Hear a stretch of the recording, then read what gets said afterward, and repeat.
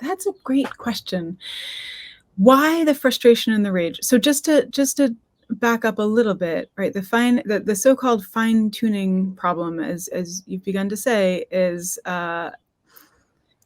it stems from the question of why the universe seems so beautifully suited to life when any other arrangement of the fundamental constants of nature would produce a universe either that didn't work, or that didn't have stars, or that didn't or that maybe had a couple stars but not enough to produce life. Like, why is it that the universe is so exquisitely calibrated that we have all of this instead of absolutely nothing?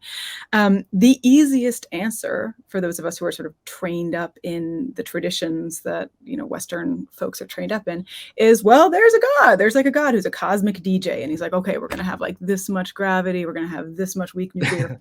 And he kind of like mixes it all together. And then, so again, physicists there are a number of physicists who say, all right, I guess there's some kind of God who has set the parameters just right.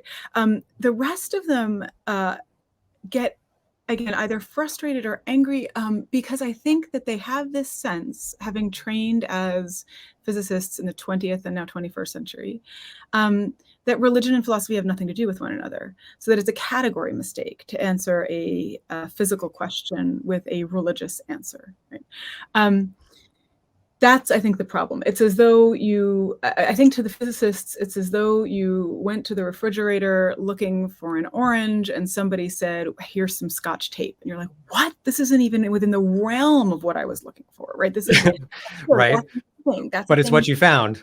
But it's what you found. But like, this is not what I was looking for, right? I think that this goes a little bit beyond what you were asking, but I think that it's a kind of tragicomedy of errors, right? That physicists themselves ask this question: why is it that the universe is so exquisitely calibrated for life?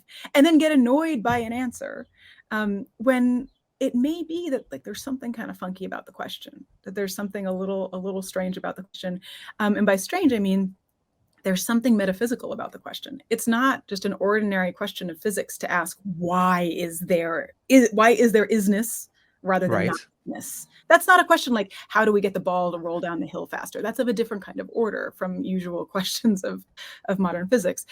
So the issue seems to me to be that the physicists are, in spite of themselves, unintentionally, they don't know this because they haven't been trained as philosophers, right? Or even in a couple classes in philosophy because of the way that we track the disciplines these days. What they don't understand is that the question that they're asking is already a metaphysical one. When they ask why this, they're already asking questions about what's beyond the universe, right? And then they get surprised and annoyed when they get a metaphysical answer to a metaphysical question, right? But it's a metaphysical question, and this is the reason that we're there.